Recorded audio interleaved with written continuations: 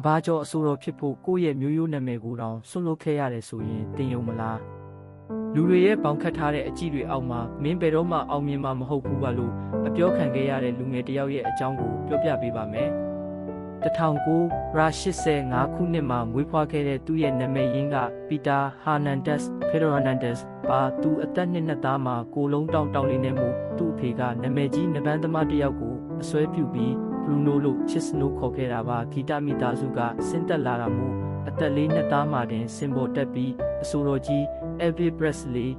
Presley အဖြစ်ကပြဖြောပြခဲ့တဲ့အထိပါရမီထူခဲ့ပါတယ်ဒါပေမဲ့အောင်မြင်မှုလမ်းကြောင်းကမဖြောင့်ဖြူးခဲ့ပါဘူးအသက်19နှစ်မှာအဆိုတော်ဖြစ်ဖို့ကြိုးစားခဲ့ပေမဲ့သူ့ရဲ့မျိုးရိုးနာမည်ကြောင့်လူတွေကသူ့ကိုအထင်သေးခဲ့ကြတယ်မင်းကဒီလိုတခြင်းမျိုးပဲဆိုနိုင်မှာပါလို့ဘောင်ခတ်တာခံခဲ့ရတယ်လို့စာချုပ်တွေလည်းဖျက်သိမ်းခံခဲ့ရပါတယ်အဲ့ဒီအချိန်မှာသူဟာအရှုံးမပေးပဲသူ့ရဲ့မျိုးရိုးနာမည်ကို Marsလို့ပြောင်းလိုက်ပါတယ်ငါကဒီကဘာကမဟုတ်ဘူးတခြားကြိုကလာတယ်လို့ထူးခြားတယ်ဆိုတာကိုသက်သေပြချင်ခဲ့တာပါချက်ချင်းအဆိုတော်မဖြစ်သေးခင်မှာသူဟာတခြားသူတွေအတွက်နောက်ွယ်ကနေတခြင်းတွေအများကြီးရေးပေးခဲ့ရပါတယ်တခြားသူတွေအောင်မြင်နေတာကိုကြည့်ပြီးသူဟာဇွဲမလျှော့ပဲကိုယ်ခွင့်ရေးကိုစောင့်ဆိုင်းခဲ့ပါတယ်နောက်ဆုံး2010ခုနှစ်မှာတော့တကဘာလုံးကသူ့ကိုစတင်တတိထားမိစေမဲ့တခြင်းကောင်းတွေနဲ့အတူထိတ်ဆုံးကိုရောက်လာခဲ့ပါတယ်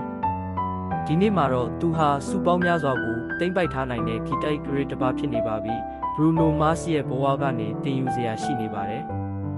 ကိုသူများပေးထားတဲ့ဘောင်ထဲမှာအပိတ်မခံပဲကိုဖြစ်ချင်တဲ့ပုံစံကိုကိုယ်တိုင်ပဲထွင်းထူးယူရတယ်ဆိုတာပါပဲ